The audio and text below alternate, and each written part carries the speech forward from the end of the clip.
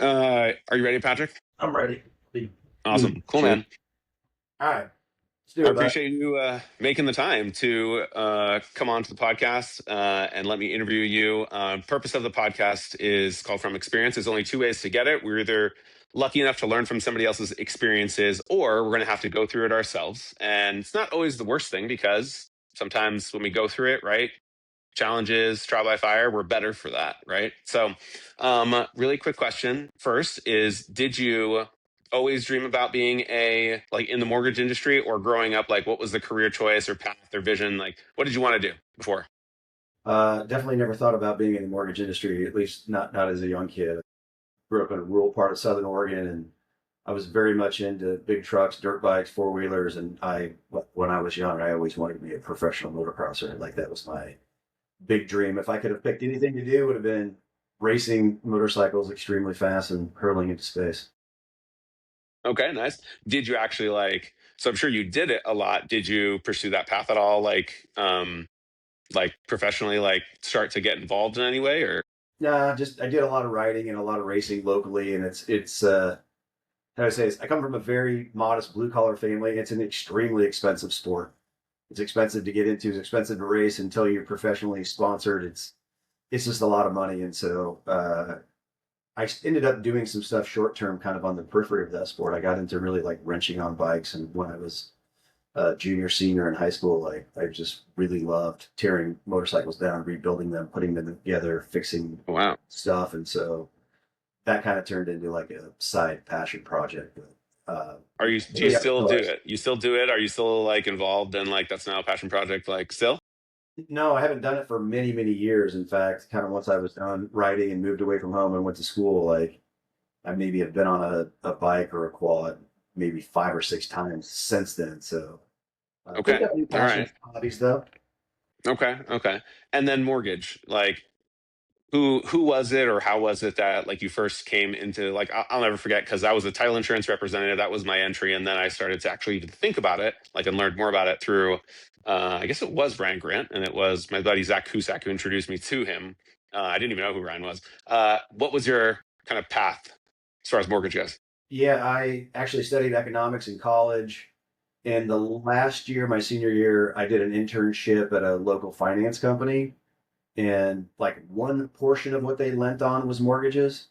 I ended up taking a Mm. job there and for 1 year learned basically how to get on the phone, talk to people, everything from doing mortgages, HELOCs, car loans, furniture loans, and collecting on bad debt. And I ended up just randomly getting a recruiting call to go to work for a subprime mortgage company. And this would have been the 90s, 1996. Okay, that's interesting. And we'll talk about that. I'm going to revisit that. Like it was a cold call. Absolute cold call from a recruiting firm that was opening Okay, an office in Portland. And I took the phone call. but a recruiting firm or a mortgage company? I was actually a recruiting firm that was Okay, recruiting okay, on behalf of a mortgage company. okay, okay. I That's want how to I dive got into into the that. mortgage business. Didn't even know the person. Okay, but you had some experience. Okay, so that starts, and then I'm going to revisit that in a second with you. So who was your? Tell me the name of the company. Like, how did that happen? And then what led? One thing led to another. You know, sneak peek. You ended up starting your own mortgage company, right? Alpine Yeah, Mortgage. yeah, yeah. Okay, so what happened between this and there? Making me go deep. That's 30 years. You're making me go deep. So Well, it's okay. Let's start here, and then we'll highlight. okay, so from there, I take this recruiting call. I have a meeting with this guy. His name happens to be Ed Coker, who ended up being my longtime business partner, both him and his brother Aaron. And so I took this call. We had a connection, and I think like all great salespeople, he found the connection. I happened to play college football at a small state college in Oregon. He had played college football. His brother was currently playing college football against, like, let's call it in small college, the crosstown rival. So we ended up going to a football game and having lunch in the Salem, Oregon area, and we kind of had a bonding moment over just a lot of shared life experiences at the ripe old age of whatever 24. And I decided to move from the finance company and go to work with this guy named Ed Coker, and that's how I got there. The company's name was Pacific Thrift and Loan. And back in the '90s, there were many subprime companies that would just develop leads, right? And tons of people, they would find a way to figure out who needed debt consolidation, who was purchasing homes. And I was talking about this with somebody the other day that they were asking me, like, how did business operate? I was like, well, I used a Thomas guide and I had one of the very first flip phones. Like my first cell phone was a Motorola flip phone, and nothing was digital, nothing was electronic, nothing was automated. Just we just called people From your and cell phone, or was it a work phone? from a landline phone. But I From had a that, okay. cell phone that was like from the road. I could, you know, Yeah, you're call. doing business both. Okay, wow. Yeah, so No this is internet, like, no mapping, no GPS, no scanning, no PDFs, no nothing. so no Wolf of Wall Street craziness, but basically in a on the floor, like actually making calls, Yeah, right? absolutely. Okay. Yeah. To pause on that for a second, because I this is actually something I talked about last time with Greg. I've also talked about this with other people recently as well. It's almost an unfair advantage because sometimes when we get into something, right, and we don't have like your entry into finance, right, like because you're going to eventually start your own company here in a second. Um, you started doing cold calling for the financial firm Yeah, and absolutely. basically cut your teeth and got all the experience right on someone else's dime and develop the skills, right? What were those? How do you feel like, what if you had to put it in your own words, those skills? Like, what were the skills that you feel like you developed, and how have they served you? Number one, trust building, rapport building right out of the gate. I mean, if you're cold calling, you got to find some common ground. You've got to find some interest. You've got to find some level of trust before you can, back then it was more transactional. I think also, some of the calls that I were doing that I learned the most from were some of these collection calls where people had fallen behind on their payments. So again, you're contacting them and you're almost immediately having to build trust. Like, I don't want to be the bad guy, but how do we work this out? It's emotional. Yeah, yeah. Like how can you display empathy and connect with someone on a personal level, build some trust, and then move into advising them on what's best for them, even if they're falling on hard Yeah. times.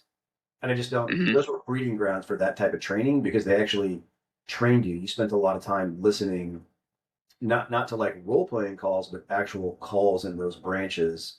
They weren't closed offices. They were one big open floor with three or four desks in a row. The manager always sat in the back, and so you always heard what everybody was saying on the phone, and you could start adopting phrasing, narrative building, case building, like really quickly.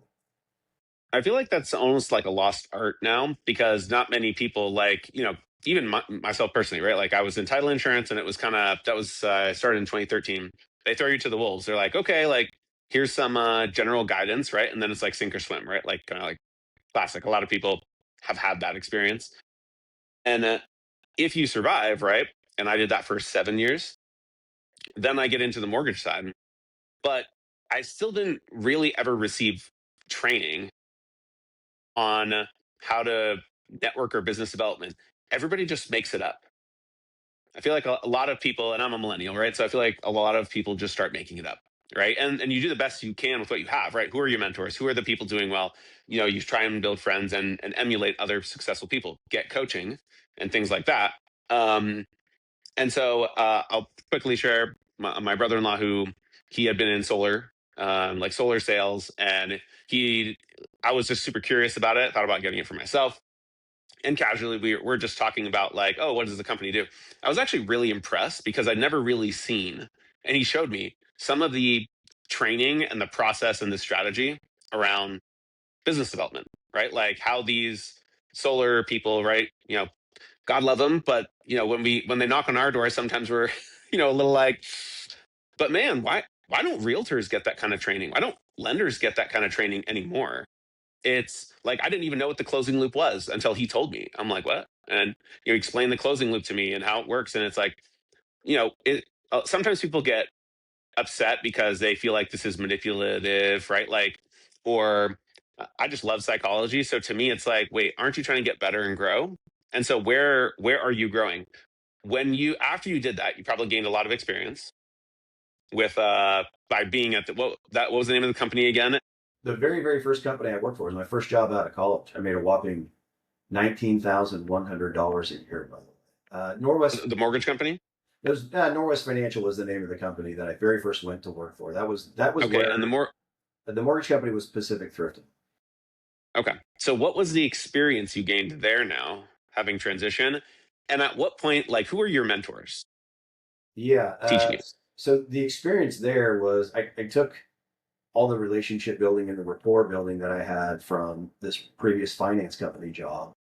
And now I was being given leads. And so I knew exactly what to do when I got the lead. I knew how to build rapport. I knew how to present a case. I knew how to save people money. I knew how to structure loans. I mean, I kind of was learning how to structure mortgage finance, which is different than structuring some other types of consumer finance, right? So I had a lot to Sure. learn there.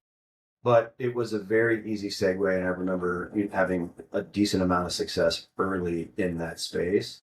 And then the next iteration comes from learning about the broker banker space. And then you have to start down this road of, well, now I no longer have a lead coming across the fax machine, by the way. Right. On an inbox with fax. So we got all of our leads in the morning by like 9 a.m. from a fax machine. Um, the hardest part of this business that I had to learn really came in that third phase, which was now I knew how to make a phone call, and now I knew how to build rapport and build relationships, and now I knew how to work leads. But now I've got to figure out how to prospect and generate the actual lead itself. And Hmm. that's probably the biggest learning curve because you're right. There's not really many people who teach you that when you're really young. And it's also hard to break down a lot of doors when you're in your mid 20s.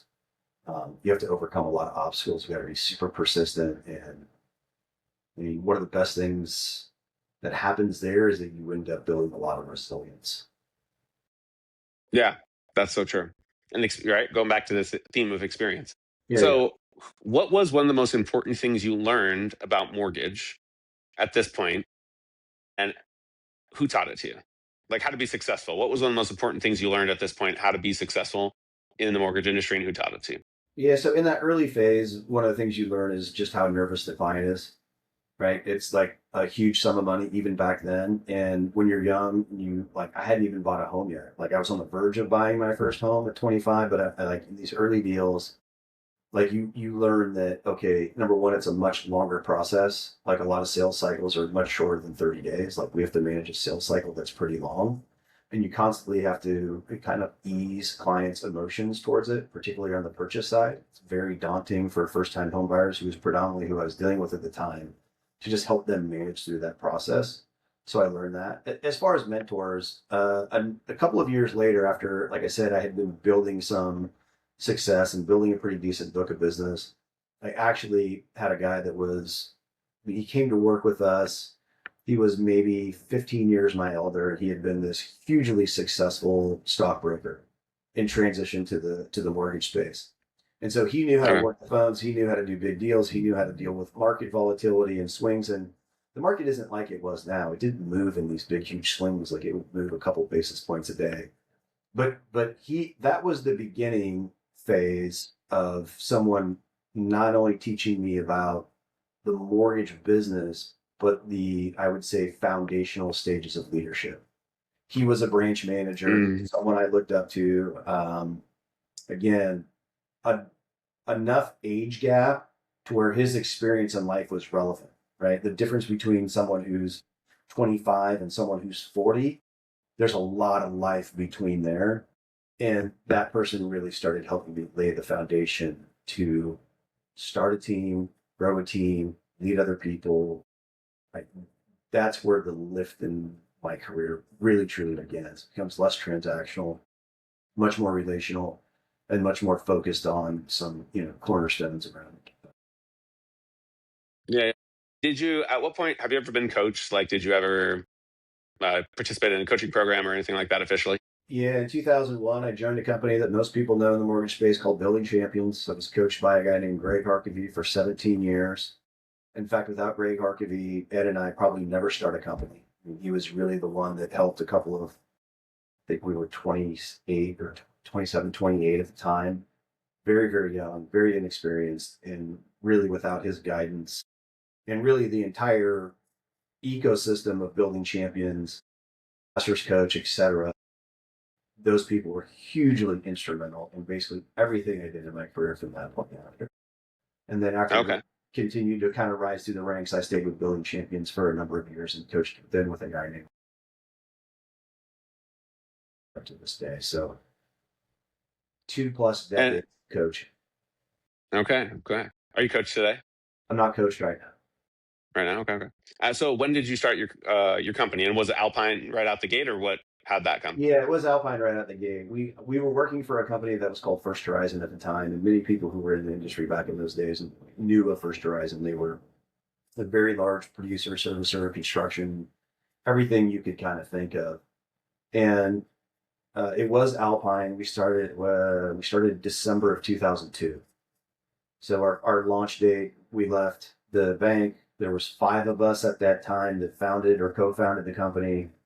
And the initial thought for that was we think if we could do something small, we could kind of keep more of the pie and have a little more speed. We were looking for a large, I mean, at that time it was a $50 billion originator, which then, if you looked at the loan amounts, was a massive mega machine. Right. Dang. Like the company I work for today is a $50 billion originator. And if you looked at the loan amounts, the transaction is still a massive company. But back then, that was just About a the same. lot scale for the time. Right. Fast forward, it's like the 5 of us decided that we were going to start this company. It was just going to be us. We were going to take our teams and we were going to kind of keep it small, keep it all mentality, more of like the structure of a law firm or an accountant partnership. And I don't think we made it a week before 7 or 10 folks from the old co called and asked us, "Hey, we would like to come over with you guys." We had Wow. no plan for that. We had no vision for that. It was just, it happened all very organically, and we just decided to roll the dice, mostly because we were super young and dumb.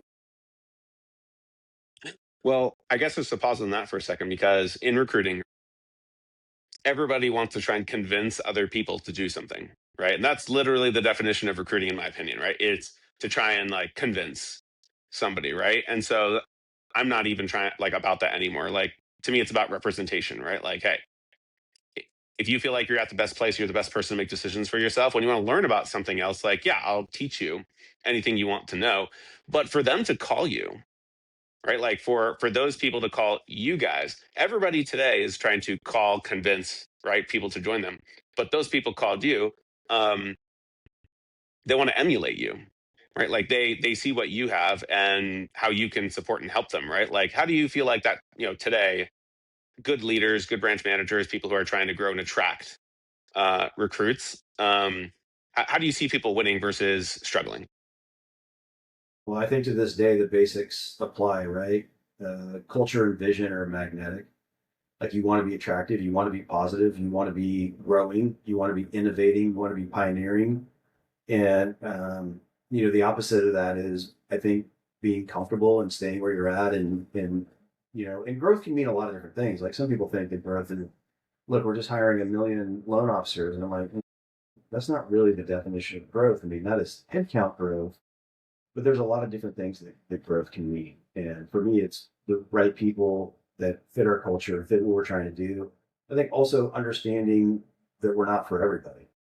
Like we have a really, particular way about being very collegial and sharing a lot. And we have a call once a week. And typically, what we do is we just invite someone to be on that call. Like the very first step is before we talk about rates and product and all this other stuff, like if you don't feel like this is a fit for you, then we could just say Yeah. goodbye. So when I see people having success, my peers, even at other companies, they actually operate very similarly, which is they kind of recruit by a tribe, meaning there's multiple people in their organization. They know someone, they say, hey, you might want to think about joining us in this platform, and here's why, and come join some interaction where you can maybe sit in the background and be anonymous, but hear how teammates respond to each other, help each other, have some level of shared vision. And to this day, for me, unless you're just in the pure M&A space and you're just acquiring scale, that to me is the ultimate sign of winning because you're getting who you want. They're finding a place where they want to be, and it tends to work out long term. Retention is really high. I'm not someone who likes to pitch or sell people into a platform just for the sake of grabbing transactions. Because what ends up happening is you end up having to overmanage them or appease to whatever problem is their problem of the week, just because you never took the time to find out if there's alignment or a real long term fit. Yeah, is this the best thing for them? And I love that. I call it inclusion, right? Like, recruit inclusion.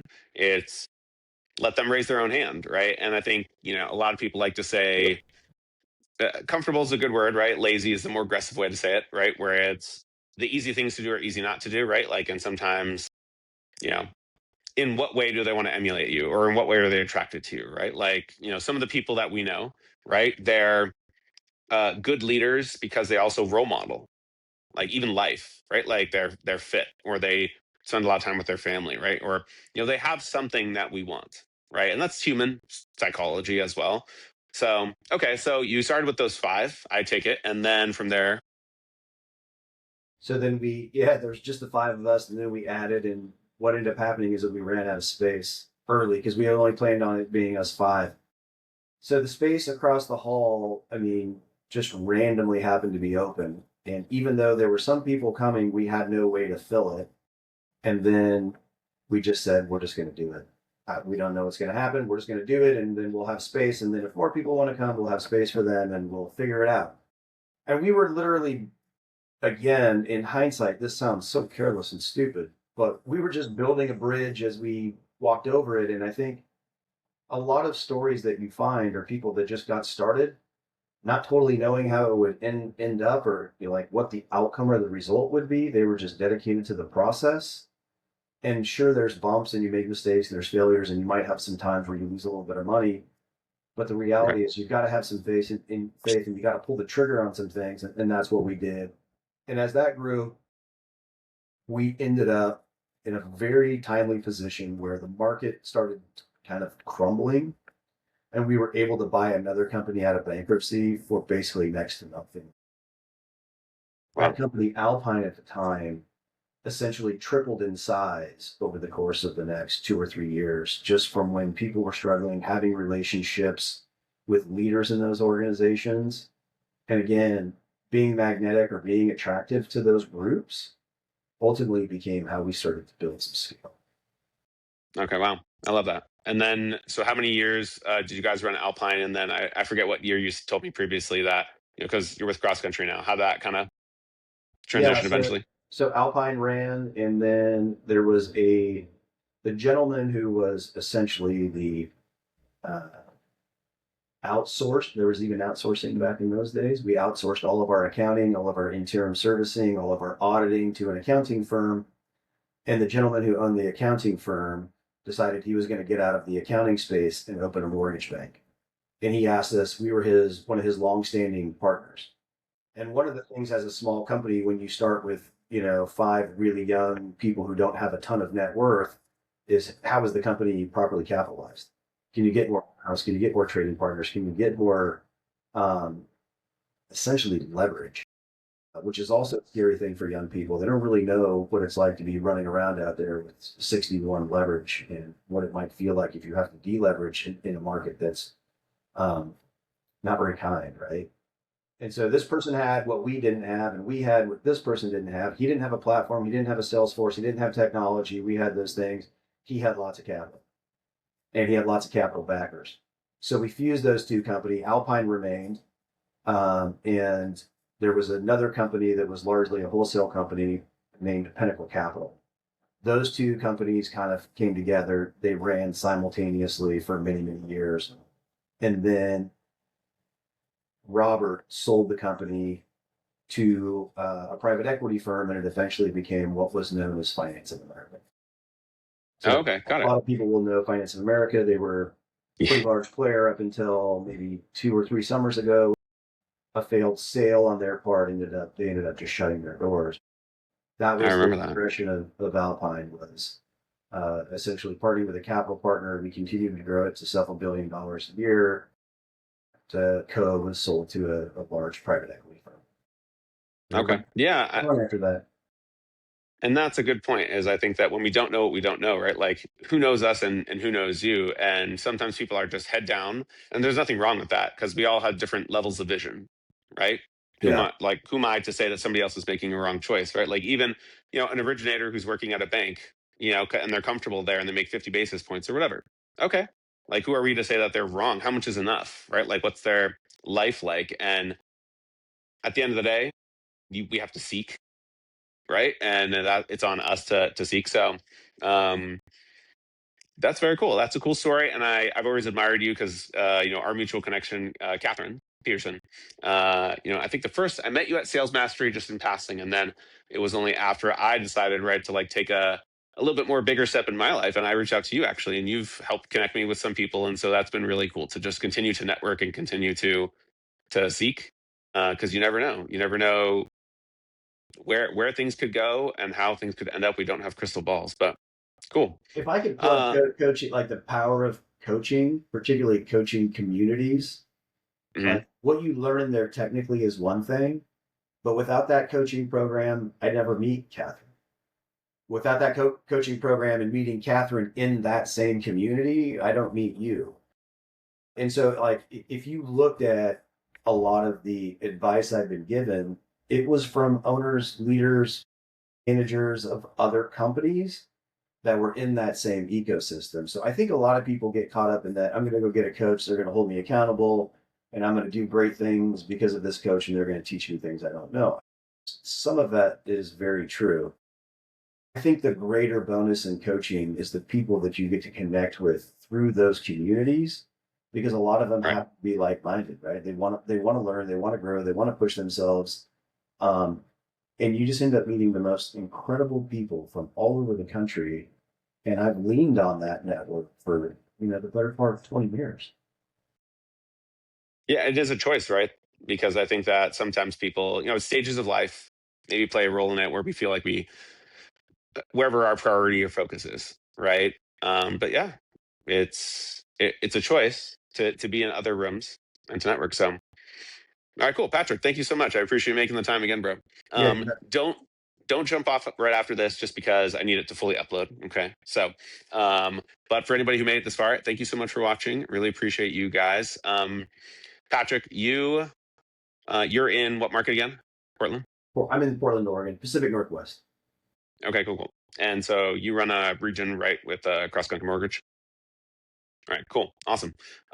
If you guys are interested in connecting with Patrick, then you can obviously find him on Instagram, hit him up, DM him. Thank you so much for watching, and we'll see you in the next video.